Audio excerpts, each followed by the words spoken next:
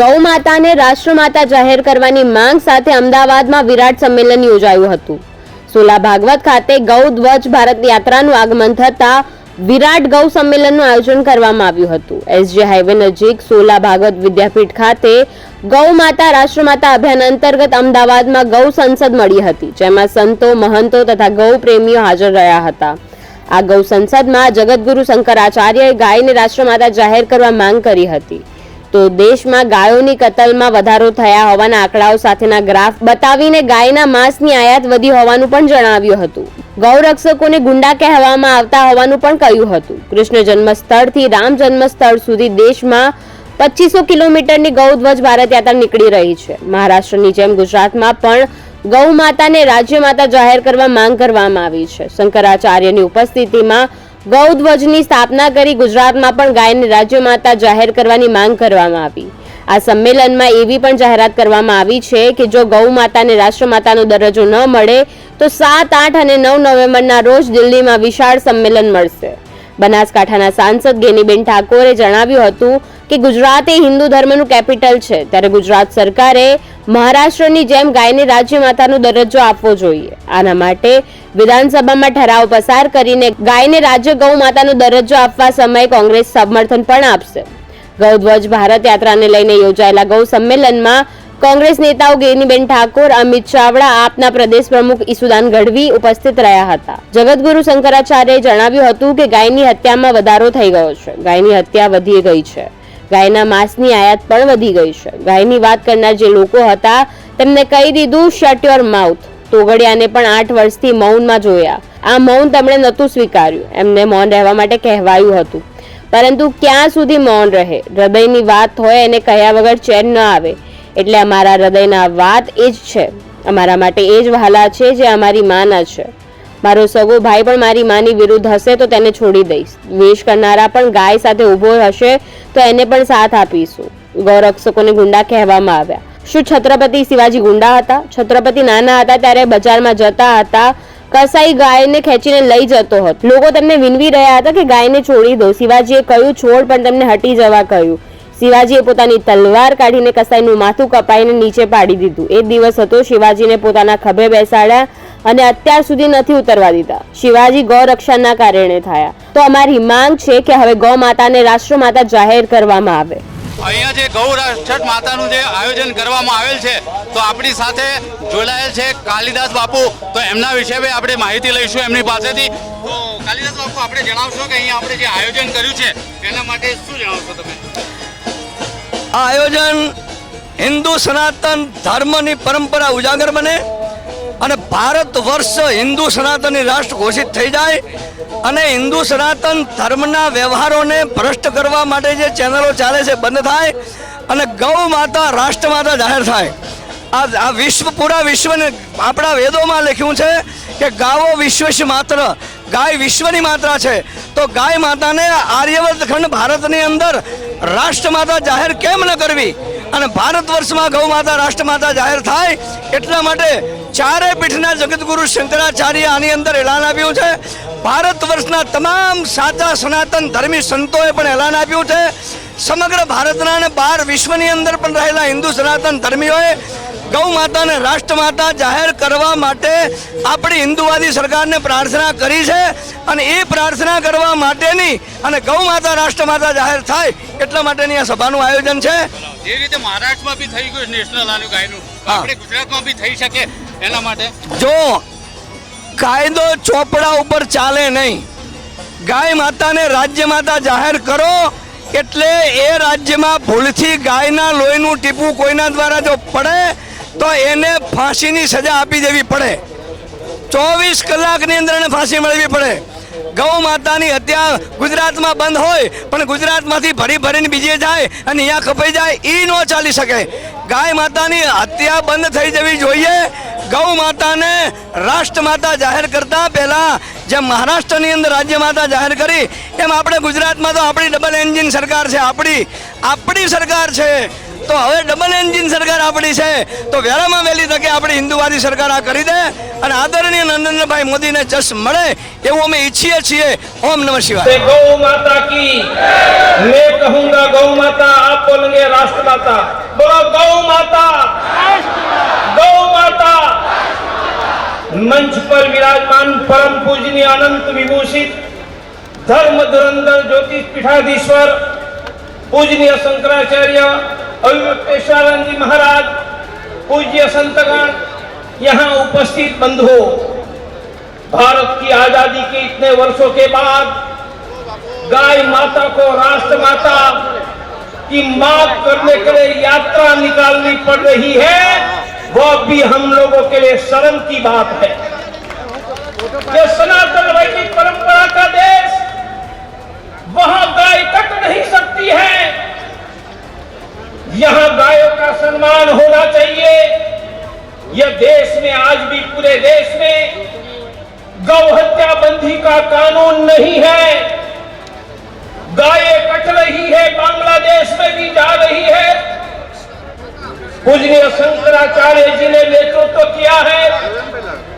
मैं एक वाक्य में कहूंगा कि यह शंकराचार्य जी भी है और सैनिक सेनापति भी है, जिन्होंने काशी के टूटते हुए मंदिरों के लिए शंकराचार्य ने तब लाठियां खाई थी। हम पूजनीय अभिव्यक्तेश्वर जी के नेतृत्व में 100 करोड़ का हिंदू समाज खड़ा हो जाए और भारत में गाय की रक्षा नहीं होगी, सनातन वैदिक हिंदू धर्म की रक्षा नहीं होगी, तो क्या अरबस्तान पाकिस्तान में होगी? तुरंत यह देश में गौ हत्या बंदी का कानून बनना चाहिए, गौ माता को राष्ट्र माता घोषित करना चाहिए। और देश के हिंदुओं को एक ही प्रार्थना है कि आप प्रतिदिन गाय को रोटी खिलाने का संकल्प करो। मैं हिंदू हूं तो रोटी खिलाऊंगा। अंत में भगवान शिव के पुत्र भगवान कार्तिक स्वामी ने गाय माता के लिए कहा था, तुम माता सर्वदेवानाम, हे गाय माता सभी देवताओं की माता आप हो। तुम माता सर्वदेवानाम तम यज्ञस्य कारणम, गाय के कारण ही यज्ञ, गाय नहीं तो घी नहीं तो यज्ञ नहीं तो सृष्टि नहीं। तुम माता सर्वदेवानाम तम यज्ञस्य कारणम, तुम तीर्थम सर्वतीर्थानाम, सभी तीर्थों का पुण्य एक जगह गाय सेवा में। नमस्ते सदा अस्तु नद्ये गंगा यमुना सिंधु सरस्वती कृष्णा कावेरी गोदावरी महानदी सरयू, उन सब का स्नान का पुण्य एक जगह गौ माता में। गाय पर नजर पड़ती है तो किसका आशीर्वाद मिलता है? शशि सूर्य अरुण यश ललाटे वृषभ ध्वजा, गाय के सर पर सूर्य चंद्र अग्नि स्वयं भगवान महादेव विराजमान। गाय पांव रखती है तो मिट्टी सर पर लेते हैं, क्योंकि खोर पुष्टश्च गांधर्व वेदश्चत्वारि अवश्य, गाय के पांव के नीचे चारों वेदों का वास है। गाय को खिलाते हैं।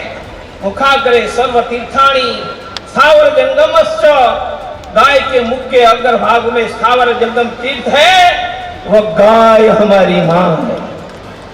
सभी देवताओं की मां गाय हमारी मां है। आओ संकल्प करो, प्रतिदिन गाय को रोटी खिलाओ और यह देश में गौ हत्या बंदी का कानून बनवा कर रहेंगे। આપ સૌને અભિનંદન આપું છું। આજે જ્યારે ગુજરાતની અંદર શંકરાચાર્યજી મહારાજ પધાર્યા છે ત્યારે ગુજરાત એ કાયમી હિન્દુ ધર્મનું એક કેપિટલ રહ્યું છે, ત્યારે આપ સૌ ગૌ માતાને રાષ્ટ્રીય માતાનો દરજ્જો મળે અને આ બાપુની પણ માગણી છે, શંકરાચાર્યજીની માગણી છે। જે રીતે મહારાષ્ટ્ર સરકારે રાજ્ય માતા તરીકે જાહેર કરી, એવી જ રીતે ગુજરાત સરકાર પણ ગુજરાતમાં વિધાનસભામાં ઠરાવ લાવીને રાજ્ય માતા તરીકેનો દરજ્જો આપે અને એ ટાઈમે કોંગ્રેસ પાર્ટી એમને સમર્થન આપશે, એની પણ આપ સૌને હું જાહેરમાં ખાતરી આપું। લોકસભામાં ગૌ માતાને રાષ્ટ્રીય માતાનો દરજ્જો મળે, પશુ શ્રેણીમાંથી એનું નામ હટાવીને જે ગૌશાળાઓ હોય, આજે મારે ગૌરવ સાથે કહેવું પડે કે સમગ્ર ગુજરાતની અંદર સૌથી કોઈ વધારે ગૌશાળાઓ હોય તો એ મારા મતક્ષેત્ર બનાસકાંઠાની અંદર છે। અને એટલા માટે લોકસભાની ચૂંટણીમાં મેં જાહેરાત કરી હતી કે બનાસકાંઠાની જનતાના આશીર્વાદ મળશે અને તમારા આશીર્વાદથી લોકસભામાં જવાનું થશે તો સૌથી પહેલા ગૌ માતાને રાષ્ટ્રીય માતાનો દરજ્જો મળે એ માટે હું લોકસભામાં અવાજ ઉઠાવીશ. મને ગૌરવ થાય અને મારે એ વાતનો સંતોષ છે કે જ્યારે હું સંસદ સભ્ય થઈને આવી છું તો કદાચ ગુજરાતના કોંગ્રેસ પાર્ટીના લોકોના આશીર્વાદ મળ્યા છે અને અભિનંદન આપ્યા છે, પણ ગૌ માતાનો અવાજ ઉઠાવતા સમગ્ર ભારતમાંથી મને અભિનંદન મળ્યા એ બદલ પણ હું સૌનો આભાર વ્યક્ત કરું છું. હિન્દુ છીએ અને ગાયમાં શ્રદ્ધા અને વિશ્વાસ છે. અને જ્યારે જગતગુરુ શંકરાચાર્યજી આવું અભિયાન લઈને નીકળ્યા હોય અને આ ગુજરાતની પાવન ધરા પર આવ્યા હોય તો અમારું પણ એક ફરજ બને છે કે આ મંચ પર આવીને એને સમર્થન કરીએ. સનાતન ધર્મમાં આપણે સૌએ ગાયને માતાનો દરજ્જો આપ્યો છે અને આપણે સૌ ગાયમાં કરોડો દેવી દેવતાના દર્શન કરતા હોઈએ છે અને એટલા જ માટે ગાયનું એક અનેરું સ્થાન દરેક પરિવારને દરેકના દિલમાં હોય છે. આજે ગાયને એક ધાર્મિકતાથી જોઈએ, એક સંસ્કૃતિની રીતે જોઈએ, પશુપાલન કરતા હોય તો એના આર્થિક ઉપાર્જનની રીતે જોઈએ કે એના દૂધમાંથી બાળકને પૌષ્ટિકતા મળે એ રીતે જોઈએ. ગાયનું સ્થાન કોઈ પણ બીજું લઈ ના શકે એવું એક અનેરું સ્થાન છે. જ્યારે ગાયને આપણે માતા કહેતા હોઈએ અને માતાની દુર્દશા આપણી આંખો સામે જોઈએ ત્યારે ખરેખર દરેકને દુઃખ થાય.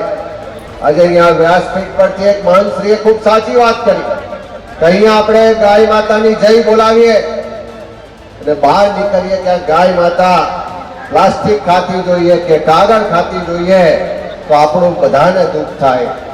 અને એવું કેમ બને છે કે જે અનાદિકાળથી ગાય માટે ગૌચરની વ્યવસ્થા કરવામાં આવતી કે એના માટે અલગથી ચરણ માટેની વ્યવસ્થા હોય અને વર્ષોથી સરકારોએ પણ એના માટેના કાયદા બનાવ્યા. આ ગુજરાતની જ વાત કરીએ તો 100 ગાય પર એટલે 100 ગાય પર 40 એકર જમીન હોવી જોઈએ. પણ આજે ગુજરાતની પરિસ્થિતિ એવી છે કે લગભગ 2300 ગામમાં એક પણ फुट पर गौचर રહ્યું નથી. आज भारत में हमें ये राष्ट्र माता गौ माता को राष्ट्र माता करने के लिए निकलना पड़ा, ये हम सबके लिए शर्म की बात है. आज हिंदू, भारत का हिंदू सिर्फ गौ माता के लिए सर कटाने के लिए तैयार है, लेकिन फिर भी हम जाग नहीं रहे और पूज्य शंकराचार्य जी को निकलना पड़ा है यात्राओं में. ये अपने आप में बहुत बड़ी बात है. लेकिन आपके चरणों में वंदन करके शंकराचार्य जी मैं आपको महाराज एक कहना चाहता हूं, गुजरात की तो हालत ये है हमारे गौ माता की. अभी अमित भाई ने कहा कि गौचर की जमीन तो गुम हो गई, आकाश में चढ़ गई है. लेकिन सबसे बड़ी बात यह है, मैं एक मालधारी का बच्चा हूं, एक किसान का बच्चा हूं. गाय हम भी रखते हैं, लेकिन दुख की बात है कि गुजरात में गाय रखने के लिए लाइसेंस लेना पड़ता है. उत्तर खोजने के लिए आप सबसे उसी प्रश्न का उत्तर मांगने के लिए इस समय हम गौ प्रतिष्ठा ध्वज लेकर के भारत देश के सभी प्रदेशों में जा रहे हैं और वहां की जनता से संवाद कर रहे हैं और वहां के नेताओं को संदेश भेज रहे हैं कि दो हमारे प्रश्नों का जवाब. गलत कर रहे हैं बंधुओं. इतना ही नहीं, एक चित्र और दिखा करके हम आगे अपनी बात बढ़ाएंगे. आपको पता होगा थोड़े दिन पहले भारत में नई संसद का निर्माण हुआ है. हुआ है कि नहीं हुआ है? हुआ है ना. पुरानी संसद अभी इतनी पुरानी नहीं हो गई थी कि नहीं बनानी पड़े, फिर भी हमने बना लिया. कोई बात नहीं है, बना लो, अच्छा है. कई संसद बना लो, कभी इधर कभी उधर कभी उधर. जब जहां मन लगे वहां बैठ करके चर्चा करो, उसमें हमें कोई बाधा नहीं. जब संसद में प्रवेश का समय आया तो भारत देश के राष्ट्रपति को भी नहीं बुलाया गया. हमारे प्रधानमंत्री जी ने स्वयं प्रवेश किया, उसमें भी हमको कोई बाधा नहीं है। किसी का सम्मान हो, हमारे देश का प्रधानमंत्री भी हमारा है, अगर वो भी प्रवेश करता है तो हमारे लिए गर्व की बात है। लेकिन जब देश के प्रधानमंत्री ने प्रवेश किया भारत की नई संसद में, तो आप लोगों ने टेलीविजन में, सोशल मीडिया में दृश्य देखा होगा। क्या दृश्य था? दृश्य यह था कि हमारे देश के प्रधानमंत्री जी आगे आगे चल रहे थे, उनके दोनों हाथ ऐसे आगे की तरफ बढ़े हुए थे और उस हाथ में एक छड़ी थी। थी कि नहीं थी? हाथी के नहीं, हाथी। ये वो जो छड़ी थी उसको क्या कहा गया? कौन सा नाम मीडिया ने दिया था? सिंगोल। कि सिंगोल लेकर के जा रहे हैं। वो जो सिंगोल था वो भारत के एक राजा, चोल राजाओं का राज चिन्ह था। जब भारत देश आजाद हुआ तो चोल राजाओं के प्रतिनिधियों ने वो छड़ी, वो राज चिन्ह जवाहरलाल नेहरू जो प्रथम प्रधानमंत्री हुए थे उनको लग जा करके दे दिया कि ये राज चिन्ह है, अब आप नए राजा बन रहे हैं, आप इसको संभालिएगा। नेहरू जी ने उसको निकाल करके एक म्यूजियम में रखवा दिया। वो वहां म्यूजियम में छड़ी पड़ी हुई थी, राजदंड पड़ा हुआ था। भारत के वर्तमान प्रधानमंत्री के मन में बात आई कि वो राज चिन्ह मंगाया जाना चाहिए और जब संसद में प्रवेश करें तो उसको लेकर के जाना चाहिए। कितना अच्छा निर्णय था कि नहीं? अच्छा निर्णय। हम लोगों को बहुत अच्छा लगा जब भारत के प्रधानमंत्री जी वो छड़ी, वो सिंगोल, वो राजदंड, वो राज चिन्ह लेकर के चले तो उन्होंने अपने आगे उसको रखा था। जब ऐसे करके हम प्रवेश करेंगे तो कमरे में पहले हम प्रवेश करेंगे कि वो छड़ी? पहले छड़ी प्रवेश करेगी। इसका मतलब कि पहले सिंगोल ने प्रवेश किया, उसके बाद भारत के प्रधानमंत्री ने प्रवेश किया। इतना बड़ा सम्मान उस सिंगोल को दिया गया। बंधुओं, अब उस सिंगोल का इतना बड़ा सम्मान तो हम लोगों ने देख लिया, लेकिन हम आपको बताना चाहेंगे, ये चित्र देख लीजिए। ये किसी और का नहीं है, उसी सिंगोल का चित्र है। नीचे तो लकड़ी है छड़ी, उसके ऊपर का चित्र हम आपको दिखा रहे हैं। ये उसका मुठिया है गोल, और इस मुठिया के ऊपर देखिए ये कमल बना हुआ है। उस कमल के ऊपर एक आकृति बैठाई गई है। जो लोग दूर हैं वो नहीं देख सकेंगे। हम बताना चाहेंगे कि उस सिंगोल के ऊपर बड़े प्यार से, बड़े सम्मान के साथ कमल के ऊपर आपकी मां गौ माता को बैठाया गया है। और ऐसे नहीं बैठा दिया है कि बैठ, अलंकारों से उनको सजाया गया है। डेकोरेटेड है, कसाई कढ़ाई की हुई, सोने के चांदी का काम किया हुआ शाल उनको उड़ाया गया है, सोने चांदी के मालाएं उनको पहनाई गई हैं और उनकी सींगों में सोना मढ़ा गया है।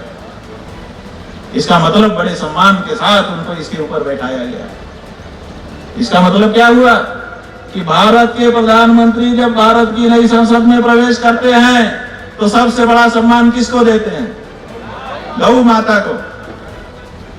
ये इतिहास हो चुकी बात, अब इसको वो भी स्वयं भी बदल नहीं सकते। तो जब आप भारत की संसद में प्रवेश करते समय गौ माता को इतना बड़ा सम्मान देते हो नरेंद्र भाई मोदी, तो ये बताओ इस दिन के बाद किस हृदय से आप गौ माता को कटवाते हो और कटवा करके उसके मांस के व्यापार की छूट देते हो? बताओ।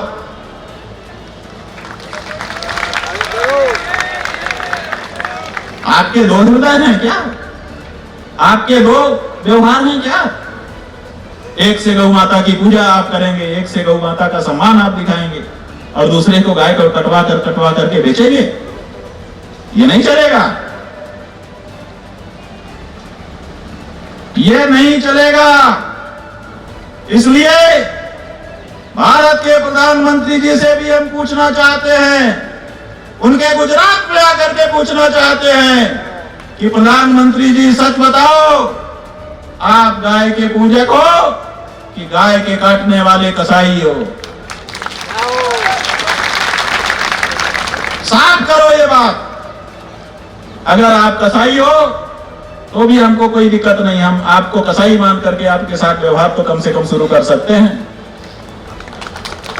आप बता दो, कसाई बहुत हैं देश में जिन्होंने अपने आप को कसाई घोषित कर रखा है। जो फांसी की सजा होती है, फांसी की सजा को मुकम्मल करने के लिए वधिक हमारे यहाँ होते हैं, वो सरकार के नौकर होते हैं, उनको फांसी देने के लिए पेमेंट मिलता है।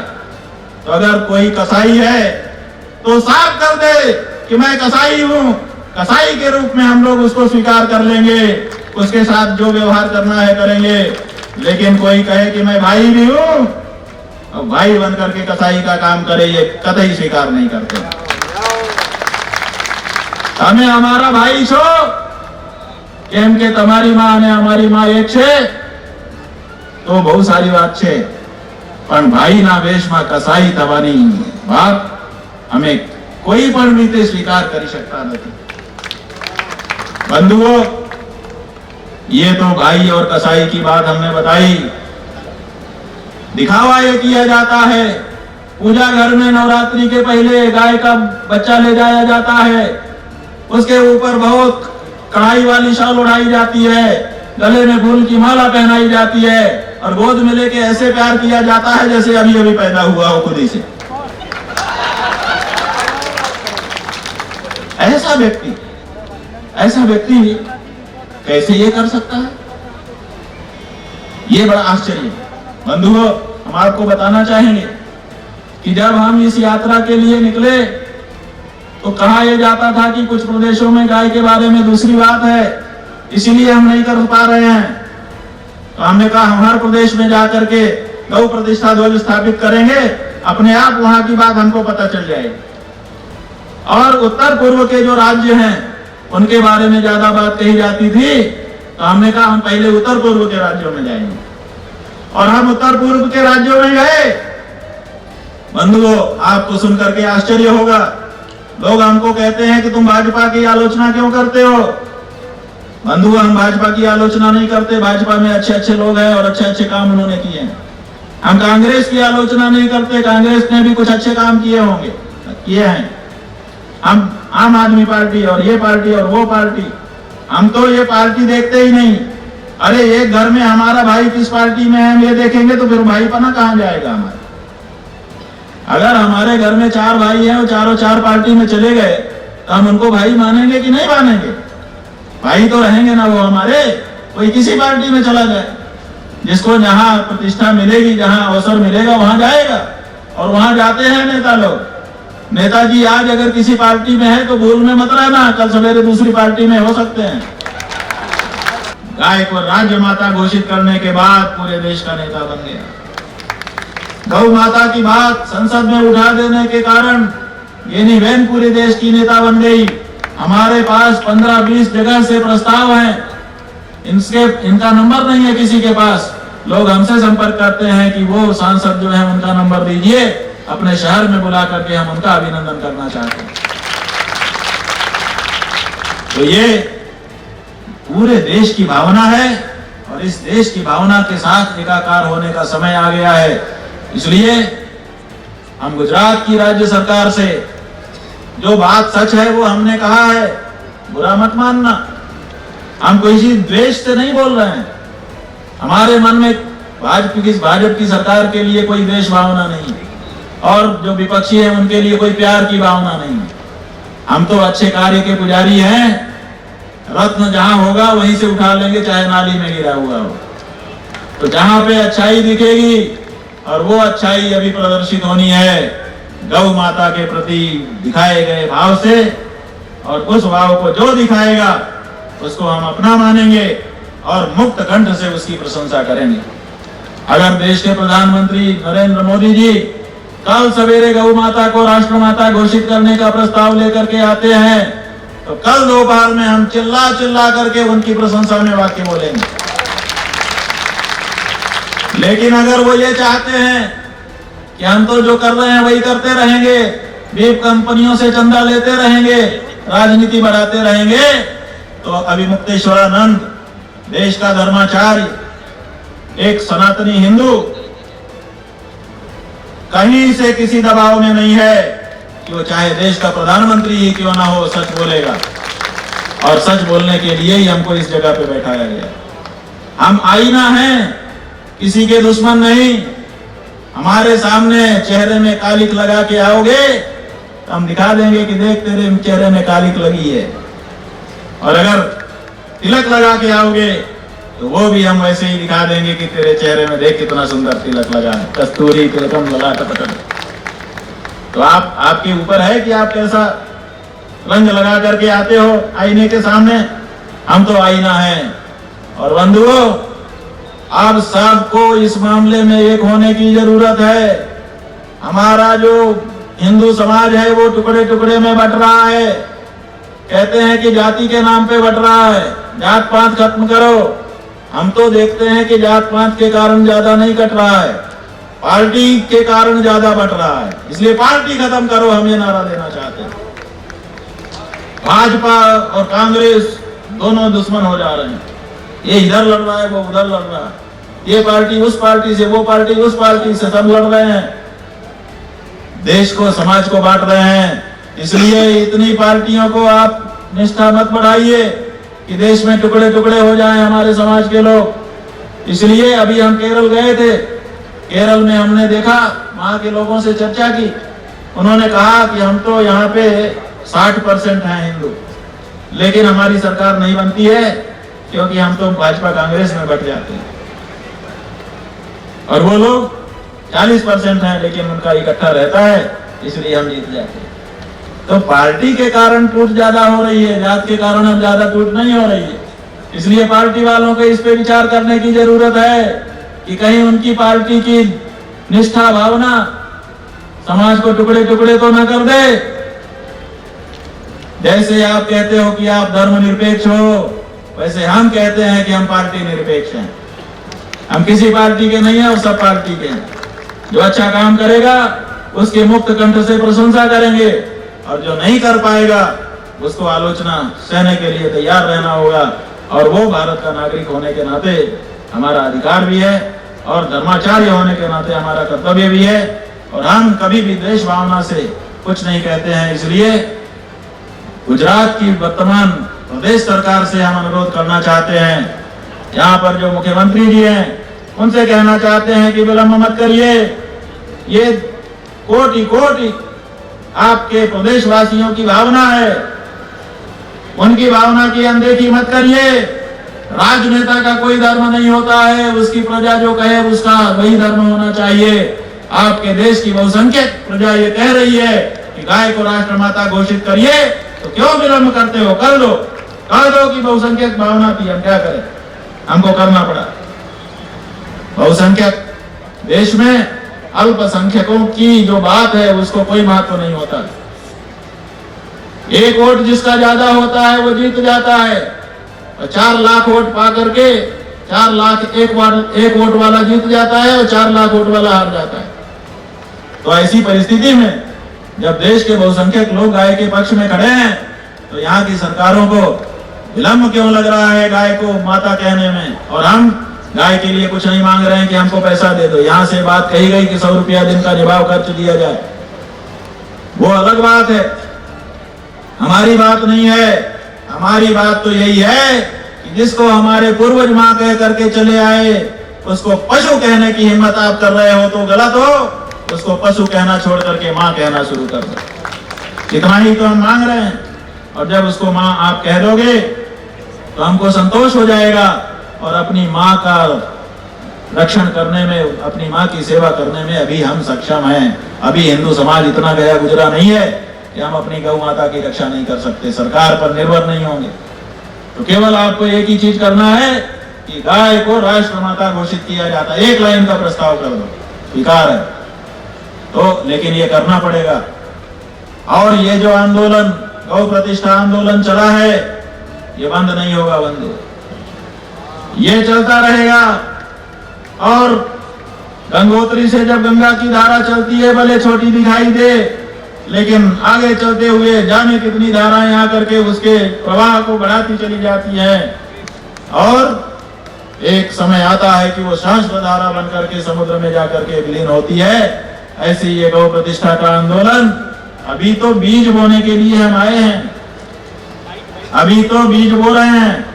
अब ये सींचा जाएगा, इसमें से अंकुर निकलेगा, बहुत बड़ा पेड़ बनेगा, इसके फूल और फल आएंगे। अभी तो बीज बोया जा रहा है। इसलिए ये मत सोचो कि एक रैली हो गई, एक सभा हो गई तो सब कुछ खत्म हो गया। अभी तो शुरुआत हुई है, अभी तो ये लड़ाई है और आगे जितनी जरूरत पड़े उतनी लड़ाई है। लेकिन जब तक हमारी माँ को माँ नहीं कहोगे, हम चुप नहीं बैठने वाले। બંધુઓ, હવે તો સૂર્યાસ્ત થવા આવ્યો। સૂર્યાસ્ત થાય છે ત્યારે મારે પણ મૌન કરી લેવું પડે છે। એટલે સૂર્યાસ્ત પહેલા જે કંઈક મારે કહેવાનું હતું એ મેં તમારી સામે રજૂ કર્યું, તમારી સામે ઉપસ્થિત કર્યું। હવે તમારે વિચાર કરવાનો છે કે આ વાતને આગળ લઈ જવી છે કે અહીંયા જ પડતી મૂકી દેવી છે। બોલો, આગળ લઈ જવી છે? હા, તો આગળ લઈ જવા માટે હવે તમે કમર કસી લો। આથી એ મોટી સભા 10 ગણી વધારેની સભા ફરી વખત અહીં આયોજિત થવી જોઈએ અને તેમાં મોટા મોટા સંતોએ પણ આવવું પડશે। હવે બધાએ પોતપોતાનો મઠ મંદિર છોડવો પડશે અને ગૌ માતા માટે નીકળી જવું પડશે। કોઈ પણ હવે મઠ મંદિરમાં નિરાતે રહી શકે નહીં જ્યાં સુધી ગૌ માતાને રાષ્ટ્રમાતા જાહેર કરવામાં નહીં આવે। એટલે બધા સંતો મહાંતોએ, વિદ્વાનોએ, આગેવાનોએ અને અમારા આ ધારાસભ્ય અને નેતાઓએ અને એની સાથે મળીને આપણા સૌને નીકળી પડવાનું છે અને ગૌ માતાને રાષ્ટ્રમાતા ઘોષિત કરવા માટે, રાજ્ય માતા ઘોષિત કરવા માટે ખૂબ ખૂબ પ્રયત્ન કરવાનો છે। અને જ્યાં સુધી કાર્ય થઈ નહીં જાય, રામ કાજ કીને વિના મોહી કહાં વિશ્રામનો સિદ્ધાંત આપણે સ્વીકારવાનો છે। આ ભાઈ ઉભા થઈ જાઓ।